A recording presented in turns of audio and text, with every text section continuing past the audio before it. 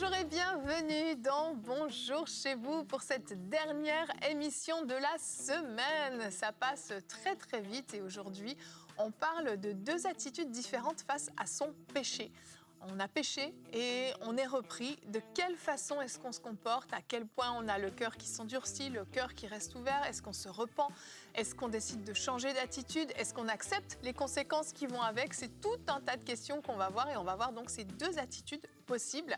Et je suis avec Frank et Nadine pour cette émission. Hello à tous les deux. Hello Evelyne, hello Frank. Bon Salut vendredi. Frank. Salut les filles. Salut. On ne te dérange pas? J'arrive au bout de ma recherche là. D'accord. Tu veux qu'on te laisse encore quelques là. minutes? On commence sans toi ou C'est un mot en hébreu assez simple ce que je suis en train de faire. Est-ce que toi tu as un mot en hébreu, Nadine, Non, juste en français malheureusement. de préparer pour nous, Docteur. notre grand auditoire? On s'attend à de grandes On s'attend à des grandes révélations dans cette émission là. Ah, là, on s'attend à des Franchement, choses, là. on te laisse toute la place dans C'est cette ça. émission, Frank. 28 minutes Le mot 30. shabar. Shabar, c'est vraiment ça? Shabar. Ça veut dire quoi? Ben, j'ai pas fini ma recherche, donc tout à l'heure je vous dirai un peu. Pendant la Ça pensée, ressemble à quoi? pendant la pensée de Nadine, tu vas préparer ton émission, c'est ça? Ouais, compléter, on va dire D'accord. plus. Nadine, elle Dans a le bon plusieurs moment. mots hébreux qu'elle m'a dit dans sa pensée. C'est son genre en plus. Mon Elle genre. n'arrête pas avec les mots hébreux, grecs. Je sais pas pour qui elle se prend. Hein. C'est clair. Faire comme Franck apparemment. Elle se compare. Je me compare. Shabar, ma, Zoé. Tout ce que tu connais. Il y avait du grec là-dedans, c'était même pas tout hébreu. Aïe, aïe. OK, on est prêt pour l'émission, hein, Evelyne? Ouais, je suis prêt, là. Ok, allez, c'est parti. On Ouais. va voir deux attitudes face à son péché. Comment réagir avec Nadine?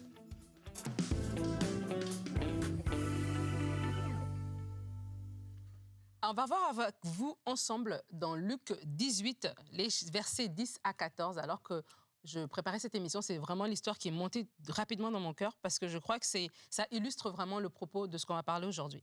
La Bible dit, 2 hommes montèrent au temple pour prier. L'un était pharisien et l'autre un collecteur d'impôts. Donc, le pharisien debout faisait cette prière en lui-même. Ô Dieu, je te remercie de ce que je ne suis pas comme les autres hommes qui sont voleurs, injustes, adultères ou même comme ce collecteur d'impôts. Je jeûne 2 fois par semaine, je donne la dîme de tous mes revenus. Le collecteur d'impôts, lui, il se tenait à distance et n'osait même pas lever les yeux au ciel, mais il se frappait la poitrine en disant « Ô Dieu, aie pitié de moi qui suis un pécheur. » Je vous le dis, lorsque ce dernier descendit chez lui, il était considéré comme juste, mais pas le pharisien. En effet, toute personne qui s'élève sera abaissée et celle qui s'abaisse sera élevée. Et donc, aujourd'hui, on parle de l'importance de notre attitude lorsqu'on a péché. Et ce texte ici nous montre la différence entre le publicain, le collecteur d'impôts, et puis le pharisien. L'un qui se justifie et l'autre qui tout de suite reconnaît que déjà, je suis un pécheur, en fait. Seigneur, aie pitié de moi, en fait, j'ai besoin de ta grâce. Et lorsqu'on pêche, justement, lorsqu'on a commis une erreur, peut-être un péché, voilà, vous avez volé, vous avez menti, vous pouvez vous dire, vous justifiez. Je l'ai fait parce que.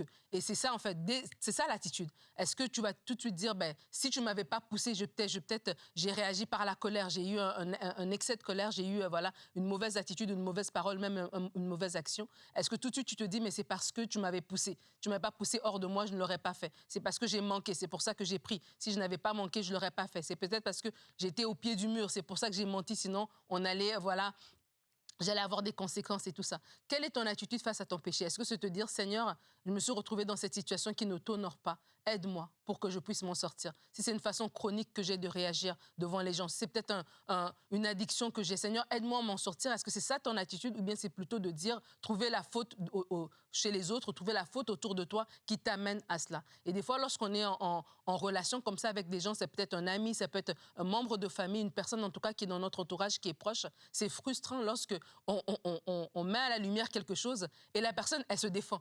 Elle est sur la défensive, elle se justifie, elle se justifie, elle se justifie et habituellement, la solution ne se trouve pas. Et vraiment, lorsqu'on reconnaît, la Bible dit, celui qui avoue sa faute obtient miséricorde. Lorsqu'on se met à reconnaître où on en est, même nous-mêmes, face à nous-mêmes, on a une vue juste de où on en est, en fait. Si, par exemple, tu es là et tu es menteur, et tu peux t'en sortir, mais à un moment donné, tu dois te dire, ah tiens, je suis à un point dans ma vie où j'ai du mal à assumer les choses et à dire la vérité, à dire non, je n'étais pas disponible, c'est pas parce que j'étais malade, c'est pas parce que j'étais en voyage, je ne voulais pas. Et j'ai du mal à assumer, en fait, où j'en suis. Et ça te donne comme un regard réel, en fait. Et vraiment, je veux nous inviter, alors qu'on avance dans notre vie chrétienne, et je crois que toutes les émissions qu'on fait ici à EMCI, c'est pour nous encourager justement à grandir dans notre foi, à être des vrais disciples de Jésus. Mais il y a des choses que seul toi, tu connais. Le publicain, il se frappait en lui-même. On ne sait pas c'est quoi son péché. Est-ce que c'était juste parce qu'il était collecteur d'impôts? Est-ce que c'est parce que quelque chose qu'il avait fait le matin même? Peu importe. Il se frappait la poitrine. Et sa prière, c'était « Seigneur, aie miséricorde ». Et l'autre, il se frappait, il chantait ses propres louanges en disant tout ce qu'il a fait de bien. Mais vraiment, je veux nous inviter à nous-mêmes, sans que quelqu'un te le dise, toi-même, avec le Saint-Esprit, Seigneur, viens sonder mon cœur. Où est-ce que j'en suis? Il y a des choses que je fais que personne n'est au courant. Est-ce que je suis en train de me justifier en me disant, ben écoute, je fais déjà beaucoup de bonnes choses, donc je peux aussi faire un peu de mauvaises choses? Ou bien, c'est de dire non, je veux aller encore plus loin, je veux avancer avec toi et viens me rencontrer, viens me transformer. Et Jésus est en train de donner ces deux personnages pour nous illustrer en fait que celui qui se justifie, ben voilà, il n'y a rien qui va l'arriver. Mais celui qui sait s'abaisser, celui qui sait reconnaître sa faute, celui qui sait reconnaître son état, ben c'est celui-là que je vais pouvoir toucher, celui-là que je vais pouvoir aider. Donc vraiment, je veux nous encourager, alors qu'on va parler de notre attitude face à notre propre péché. Toi-même, tu sais dans ton cœur où tu en es. Vraiment, ne te justifie plus. Si tu peux retenir quelque chose de cette pensée, arrête de te justifier. Viens devant Dieu de façon honnête afin qu'il puisse te transformer. Merci Nadine. Tu as dit deux mots-clés, hein, orgueil, humilité. Malheureusement, ça se joue souvent sur ces deux mots-là. Puis dans cette discussion, on va prendre le temps de zoomer un petit peu sur le roi Saül et le roi David. Le roi Saül, moi je trouve que c'est une des plus grandes tragédies de la Bible. Il y en a d'autres, mais je trouve quand même que quand tu regardes le début de sa vie, et je pense que tu en as parlé mardi d'ailleurs, on voit un jeune homme avec un cœur tendre qui a une faible opinion de lui-même, qui ne se sent pas forcément qualifié pour le mandat qu'on lui donne. Au moment où il est censé être appelé roi, il est en train de se cacher. C'est quelqu'un qui semble avoir vraiment le cœur parfait pour être roi. Et on voit que la royauté va lui faire tourner la tête, la gloire va lui faire tourner la tête, l'orgueil va s'installer peu à peu, alors qu'il ne semblait pas forcément être là, mais il devait y avoir des petites sources d'orgueil, puisque ça a pris, ça a poussé. Et on le sait, Saül va commettre un péché, il ne va pas attendre que le prophète Samuel arrive pour faire l'offrande, etc. Et ensuite, il va continuer avec le roi Gath qui va conserver, et il va conserver des richesses alors qu'il devait tout détruire, etc., etc. Il va désobéir. Clairement, c'est noir sur blanc, c'est simple, il a désobéi, il a péché, il a mal agi. Et quand le prophète Samuel va le reprendre, son attitude va être déterminante par rapport à la suite de sa vie et par rapport aux conséquences qu'il va subir. Alors qu'il est repris, eh bien, il va minimiser ce qu'il a fait. Bien. Il va essayer, comme tu le disais, un peu de justifier ce qu'il a fait. Oui, mais bon, tu comprends, par rapport à l'offrande, par exemple, t'étais pas encore là et le peuple me mettait la pression, ils étaient en train de tous partir, on allait perdre la bataille, j'avais pas le choix. Et par rapport au roi Gath qu'il a gardé, etc., tout ce qui se passe, qu'est-ce qui va se passer? Il va essayer de justifier encore une fois, il va dire, oui, mais bon, il y avait quand même tellement de richesses, je voulais quand même récompenser mes soldats qui étaient là, et nanani, et nanana. Et il va essayer de minimiser ce qu'il a fait et finalement de démontrer que c'est pas si grave en fait, et puis qu'il y avait une vraie raison pour le faire. Le prophète Samuel va se mettre en colère. Pourquoi? Parce que Dieu avait déjà parlé. Et là, le problème, c'est qu'au lieu de s'humilier et de reconnaître sa faute et de lâcher prise, il va s'enfoncer de plus en plus jusqu'à même lui-même se mettre en colère contre le prophète Samuel. Il va vouloir le retenir, etc. Bref, c'est une scène qui est d'un tragique, parce qu'à ce moment-là, il va perdre la royauté. Il va perdre tout ce qu'il a. Et à l'inverse, si on zoome sur David, on le sait, va commettre quelque chose d'au moins aussi grave. Il va quand même tuer le mari de Bathsheba avec qui il a couché, il a commis un adultère avec elle. Ensuite, il va pas le tuer de ses mains, mais bon, il le met en première ligne sur le champ de bataille, il le tue. Il faut appeler ça un meurtre. Adultère, meurtre. Il s'enfonce dans son péché. Et quand le prophète Nathan vient le reprendre, on a une attitude qui est complètement différente. David va non seulement tout de suite reconnaître ce qu'il a fait, au lieu de fermer son cœur, d'essayer de manipuler, de magouiller, il va tout de suite reconnaître ce qu'il a fait. Il va avouer sa transgression, il va s'humilier, il va demander pardon il va vraiment assumer directement sa faute et se repentir immédiatement. Et j'aime beaucoup, parce qu'il a écrit un psaume, et c'est notre verset du jour, et on va le regarder. Il a écrit un psaume juste après que le prophète Nathan soit venu le voir, c'est dans le psaume 51, au verset 3 et 5. Il va dire « Ô Dieu, fais-moi grâce conformément à ta bonté. Conformément à ta grande compassion, efface mes transgressions. Lave-moi complètement de ma faute et purifie-moi de mon péché. Car je reconnais mes transgressions et mon péché est constamment devant moi. » Et si je continue même au verset 6, « J'ai péché contre toi seul. J'ai fait ce qui est mal à tes yeux. C'est pourquoi tu es juste dans tes paroles, sans reproche dans ton jugement. » David va mettre en avant la bonté de Dieu, la compassion de Dieu dans ce psaume. La différence d'attitude, pour moi, elle se situe au fait que David connaissait le cœur de Dieu, connaissait la miséricorde de Dieu, alors que Saül ne la connaissait pas. Ouais. Et donc Saül va essayer de se cacher, il va avoir honte, il va fuir, alors que David va assumer parce qu'il sait combien Dieu est bon. Et en lui-même, il sait qu'il a la possibilité d'être pardonné. Il a reçu une révélation qui est largement supérieure à celle de Saül. Il comprend que le pardon est accessible et disponible. Et c'est ce qui fait qu'on a deux cœurs complètement différents l'un devant l'autre. C'est extraordinaire, Evelyne, parce que c'était dans ce psaume, moi-même, que je faisais mes recherches d'hébreu. C'est l'heure de la révélation, s'il vous plaît. Extraordinaire, extraordinaire. C'était dans ce psaume, hein, Frank, on est connectés. On dit un psaume. Je suis dans le... Le psaume. Je suis dans le psaume 51, moi aussi. Mais c'est pas des blagues, c'est vraiment vrai. Je te crois, c'est fou. Extraordinaire. Vraiment. Les sacrifices qui sont agréables à Dieu, c'est un esprit brisé. Tu vois, là, c'est justement lui qui parle encore. Oui. Et il l'a vraiment écrit à ce moment-là, après que le prophète Nathan soit venu, qu'il ait été pris avec Bathsheba. C'est qu'on est dans le contexte. C'est assez impressionnant. Et puis, justement, ce mot « brisé », shabar, ça veut dire « briser ». Tu peux continuer, elle est C'est tout, en fait. Non. Frank, on veut la révélation complète, là. On veut pas juste les miettes. Terrible. Oh là là. Nourris-nous. Non, l'esprit brisé. En fait, ce qui est tellement extraordinaire de David, c'est à quelque part beaucoup à cause des psaumes.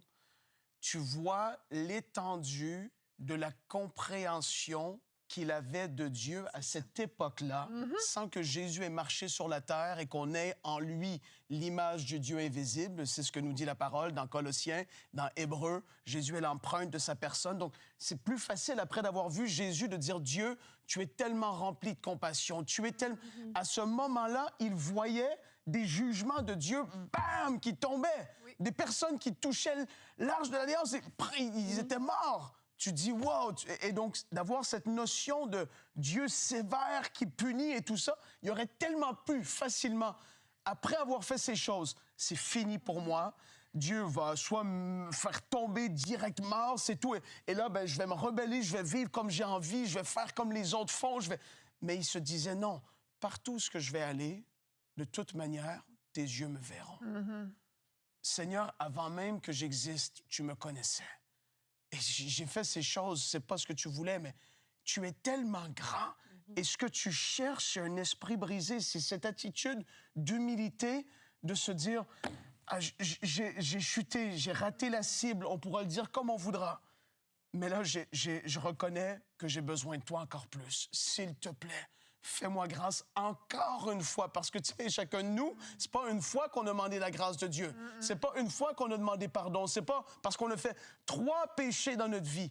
Mais encore, on retourne vers lui et Jésus l'a exprimé tellement bien. Non, 70 fois, 7 fois. Et c'est comme ça qu'on doit pardonner, nous, vis-à-vis de notre prochain. Et Dieu, c'est encore plus grand. Et quand tu réalises la grandeur de la bonté, la grâce de Dieu, ça donne aucune licence de vivre dans le péché. Parce qu'on parle d'une émission, quelle attitude avoir après avoir péché. Paul, il dit, est-ce qu'on vivrait dans le péché parce que la grâce, elle est là et qu'elle surabonde? Loin de là. Mais quand je pêche, si ça arrive et que mes yeux s'ouvrent, Seigneur, s'il te plaît, je me prosterne devant toi et vraiment de tout mon cœur, je te demande pardon. Et ça, tu peux le dire avec tes mots, mais ton cœur est tellement endurci et rempli d'orgueil que tu vas pas prendre Dieu au piège. Tes paroles peuvent dire, pardonne-moi. Mais en fait, tu sais qu'on... Et rendu là, t'es mieux de même pas tout de suite, j'ai envie de dire, essayer de faire l'hypocrite devant Dieu parce que c'est une chose qu'il n'aime pas. Tu peux pas. Et donc là, cet esprit brisé que la parole nous parle, et quand je continue le verset, parce qu'il est tellement beau, au verset... Donc là, on était au verset 17, les sacrifices qui sont agréables à Dieu, c'est un esprit brisé. Ô Dieu, tu ne dédaignes pas un cœur brisé et contrit.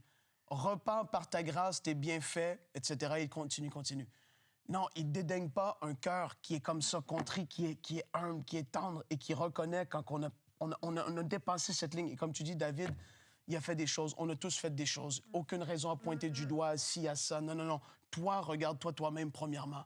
Et quand tu as cet esprit qui est là, tu sais, Saül, c'est sûr qu'il a commencé à un certain niveau, comme vous l'avez mentionné, mais il y a eu les victoires, la gloire, c'est certain, la royauté, mais les gens autour de lui, par leur acclamation de qui il est, par tout ce...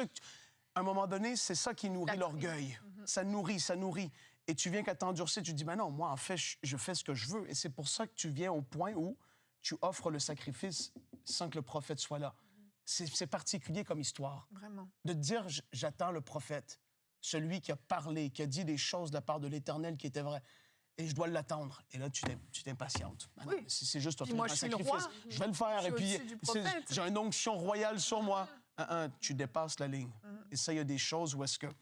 Et là, le cœur après, Seigneur, garde-nous. Mais vraiment, Seigneur, je prie maintenant que tu nous gardes dans cet esprit contrit, dans ce cœur qui s'humilie devant toi. Aujourd'hui, c'est la prière que j'ai en commençant cette émission. Que tu gardes chacun de nos cœurs sur ce plateau et de tous ceux qui regardent et qui se mettent en accord avec cette prière.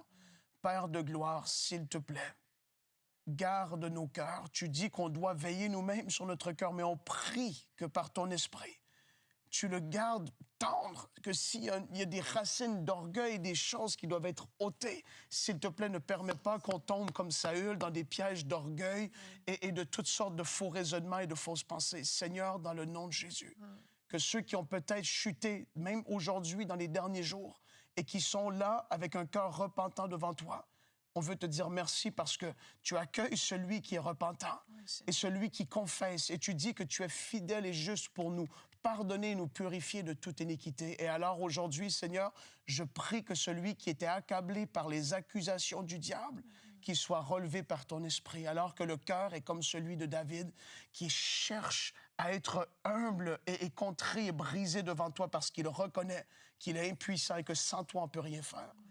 Seigneur, que ce soit toujours l'attitude de notre cœur. Chacun de nous, s'il te plaît, garde-nous jusqu'à la fin dans cette attitude.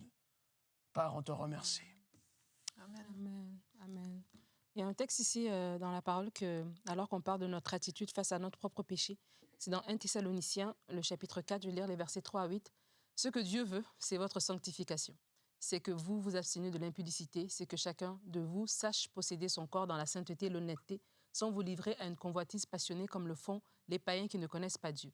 C'est que personne n'use envers son frère de fraude et de cupidité dans les affaires, parce que le Seigneur tire vengeance de toutes ces choses, comme nous l'avons déjà dit et attesté. Car Dieu ne nous a pas appelés à l'impureté, mais à la sanctification. Et le verset sur lequel je voulais insister, c'est le verset 8 qui dit « Celui donc qui rejette ses préceptes ne rejette pas un homme, mais Dieu qui vous a aussi donné son Saint-Esprit. » Et je le dis pourquoi? Parce que lorsqu'on parle de l'attitude face à notre péché, on a parlé du cœur, etc., c'est de comprendre en fait, c'est pas envers les hommes, c'est Dieu qui veut notre sanctification. Et c'est pas, les gens peut-être ne le verront pas, les gens peut-être comme Saül était là en train de faire le sacrifice, ok, ils sont obligés, c'est le roi, ils sont comme soumis un petit peu à son action, etc. Et Saül n'a pas à rendre compte au peuple. Et des fois, il y a des gens, on se retrouve tellement dans une position d'autorité, il n'y a personne en fait qui peut nous ramener à l'ordre. Yeah. Mais c'est pas par rapport aux gens, c'est par rapport à nous et à Dieu. C'est pour ça que notre cœur, il est important là-dedans. Et il dit, c'est Dieu qui veut notre sanctification. Et lorsqu'on rejette ces principes d'être droit dans les affaires, Il ne parle pas juste d'immoralité sexuelle, il parle même dans le quotidien, ta façon de traiter le prochain. Même si, voilà, tu vas dans les affaires. Est-ce que tu es honnête? Ça, c'est Dieu qui le voit. Peut-être que la personne en face, elle ne saura pas que tu l'as pris quelques milliers de dollars, que tu as ratifié certaines choses. Mais c'est envers Dieu. Est-ce que je marche droit? Et si je rejette ça, je rejette Dieu, en fait, parce que c'est lui qui a mis ces standards-là. Et vraiment, ça nous ramène encore. Et comme Frank l'a parlé par rapport au cœur, je prie vraiment. Moi, c'est ma prière personnelle, de vraiment toujours avoir un cœur qui est soft, qui est tendre devant Dieu. Ne pas avoir un cœur endurci. Un cœur endurci, c'est ça, c'est que tu vas avoir des pensées, des raisonnements, des façons de faire. Et des fois, les gens autour ne savent pas que tu penses comme ça, en fait. Mais toi, tu te convaincs de certaines choses. Tu as une attitude qui n'est pas bonne, en fait. Et ça, c'est tant notre cœur est malléable, on est réceptif. Et c'est ça la différence, en fait, entre ces deux rois-là. C'est que David avait un cœur qui était réceptif. Il a pu voir l'angle de vue de l'autre. Tu sais, des fois, tu parles à quelqu'un, tu l'as fait des fois, ça fait plein de fois que tu lui dis la même chose. Mais un jour, c'est comme, oh, bah, OK, cette journée-là, elle était réceptive. Elle a dit, ah ouais, c'est vrai, j'avais pas vu comme ça. Mais toutes les autres fois, l'élément était le même. Donc vraiment, de nous-mêmes aussi, de rester des disciples, de Jésus, de rester vraiment d'avoir ce cœur. Priez pour votre cœur, que votre cœur ne s'endurcit pas. Parce qu'en fait, des fois, ce qui se passe, c'est que j'ai échappé à un truc et finalement, j'ai accepté comme une normalité. Et je pense même que Dieu me fait exception. Ouais. Je suis l'exception, je peux... Voilà, avec moi, ça passe. Avec moi, ça passe. Je suis Samson. Je peux mentir et puis ça passe. Je peux voler et puis ça passe. Je peux être méchant dans mes paroles et je peux être dur dans mes paroles et puis ça passe. Et des fois, ça passe jusqu'à ce que ça casse. Et c'est ça. Et c'est vraiment important de dire, OK, c'est l'attitude face à votre propre péché. Pas pour pointer les autres, mais toi-même. Est-ce que j'ai encore un cœur qui est réceptif? Est-ce que lorsque je lis la parole, je vois encore comme un miroir? Est-ce que je vois encore le Saint-Esprit me parler ou je vois, ah, ça, il faudrait que je dise ça à Frank, ça, il faudrait que je dise ça à Evelyne, ça, il faudrait que je dise non. Est-ce que moi-même, le Saint-Esprit peut encore me parler quand j'entends un conseil, quand j'entends une prédication? Est-ce que j'entends encore la voix du Saint-Esprit qui me dit quelque chose ou bien moi, bizarrement, je suis pas concernée. Je ne suis pas concernée par rien du tout. Et donc, vraiment, je pense que c'est pour chacun d'entre nous, c'est personnel. Vraiment, et puis quand je regarde David et Saül, je regarde les conséquences qu'ont eu leurs péchés. C'est pas du tout les mêmes. Saül a tout perdu, jusqu'à perdre la tête. Il a tout perdu, pour le coup, là, et sa fin est tragique. Il a perdu tout, sa descendance, tout. Alors que David, Dieu lui avait fait une promesse. Dieu lui avait promis qu'il y aurait toujours un de ses descendants sur le trône. Et malgré ce qu'il a fait, à cause de son cœur, Dieu a tenu sa promesse. Jésus, le roi des rois, est venu sur le trône. C'est un des descendants de David. Et ça m'a frappée quand j'ai réalisé ça. Ils avaient tous les deux une part d'héritage à cause de leur royauté. Saül avait sa part d'héritage, il a tout perdu parce qu'il a eu le cœur dur. C'est pas son péché qui lui a fait tout perdre, en fait. Et c'est ça, je pense, qu'il faut comprendre aujourd'hui dans cette émission. Tout à fait. C'est pas ce que tu fais, c'est le cœur derrière. Tout à fait. Ça fait toute la différence. Oui, David a eu des conséquences. Le bébé qu'il a eu avec Bathsheba est mort. OK, il y a eu cette conséquence et je la minimise pas, elle est grosse. Mais il n'a pas perdu tout son héritage. Il n'a pas perdu les promesses que Dieu avait faites sur sa vie. Parce que les paroles qui avaient été dites sur sa vie, on peut s'accomplir quand même. Il n'a pas perdu la royauté. Il a continué. Et même quand son fils Absalom a voulu se rebeller contre lui, Dieu est encore intervenu pour le laisser sur le trône. Donc, la main de Dieu est restée sur David. Et des fois, on s'arrête à ce qu'on fait de mauvais au lieu de regarder le cœur derrière. Et je crois vraiment, c'est un message qu'on veut vous transmettre aujourd'hui. Quel cœur est-ce que vous avez? Des fautes, tout le monde peut en faire. On peut tous commettre une erreur, on peut tous pécher à un moment donné. Mais c'est pas ça qui va définir ta destinée, c'est pas ça qui va définir celui que tu vas être devant Dieu. C'est l'attitude que tu vas avoir. Et vraiment, moi, je veux vous encourager à méditer sur ces histoires. Allez relire l'histoire de Saül, allez observer à quel moment, en fait, quand on lit, on peut voir à un moment donné son cœur qui commence à basculer et jusqu'à ce que ça craque complètement. Et on peut voir le cœur de David qui est éprouvé encore et qui reste tendre malgré tout. Les gens viennent à David et lui disent « Mais rebelle-toi contre Saül ou rebelle-toi contre Absalom, fais ci, fais ça, défends-toi, fais ci, fais ça. » David choisit encore de garder son cœur. Et c'est extraordinaire. Ça vaut tellement la peine de creuser ça et de se dire « Quel est mon cœur, moi ?» De se placer devant Dieu et de se dire « Seigneur, quand je suis pris la main dans le sac, quelle est mon attitude? Quel est mon cœur ?» Si demain je tombe, comment est-ce que je vais réagir? À côté de quoi est-ce que je vais passer? Parce que eux, c'était un héritage terrestre dont on parle. Mais nous, il s'agit de la vie éternelle. Yeah. Est-ce qu'on va endurcir notre cœur au point de plus être capable, comme tu le dis, d'entendre la voix du Saint-Esprit qui nous reprend? Est-ce qu'on va endurcir notre cœur au point de plus être repris par les hommes, de plus être capable de pouvoir nous corriger, de pouvoir rectifier le tir, de plus être enseignable? Jusqu'à quel point on va endurcir notre cœur? Je crois que si on l'endurcit un peu, on va l'endurcir beaucoup sur le long terme. C'est le début de la fin. On doit garder ce cœur tendre, comme tu dis, tout le temps et encore. À un moment donné, le cœur devient tellement dur que tu bascules d'un côté, ou à moins que Dieu, vraiment surnaturellement, t'ouvre les yeux de manière naturelle, t'as basculé. Ouais. Et ça devient très, très, très délicat. Là, je veux parler à certains hommes. Vous êtes là et vous avez cette peur même de demander pardon parce que vous vous dites, moi, je suis un gars, je suis un homme, je suis comme ça. Et en fait, il y a une part d'orgueil qui s'est emparée de toi. Et tu te dis, ben moi, je suis comme ça. Dans ma culture ou chez moi, c'est comme ça. Je suis un homme, je ne vais pas m'humilier, demander pardon à telle personne, à ma femme, à mon ami assis. J'ai fait tout le monde le sait. Mais est-ce que tu penses une seconde que je vais aller demander pardon publiquement parce que j'ai... S'il te plaît, que cet orgueil soit balayé de ta vie, s'il te plaît. David, un homme, un soldat, un général qui, dans les films les plus fous de guerre que tu pourrais voir aujourd'hui, qui allait, un homme, un vrai, mais qui pleurait devant le Seigneur. Parce que malgré qu'il était ce qu'il était, un leader, un homme plus haute position à Israël à cette époque-là, tout, mais qu'il avait ce cœur tendre encore aujourd'hui. Je prie que l'orgueil vraiment s'éloigne de nos vies et s'il te plaît, ne te laisse pas avoir par cette fausse pensée, ce mensonge, que parce que je suis qui je suis, mon nom, mon héritage, ma stature, que tu es trop élevé pour pouvoir demander pardon, premièrement à ceux autour de toi, mais surtout à Dieu. Ouais. Ah Seigneur, s'il te plaît, fais grâce. Amen. À la fin de cette émission, touche les cœurs endurcis, s'il te plaît, par ton esprit. Merci Seigneur. Amen. Amen.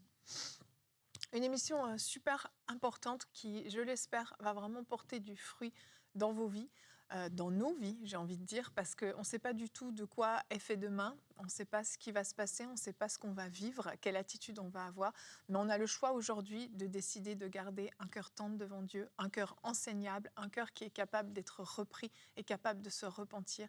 Et c'est vraiment notre prière pour vous. On va se retrouver la semaine prochaine pour de nouvelles émissions de Bonjour chez vous. Chabar. Chabar, c'est le mot de la fin. Allez, bonjour chez vous.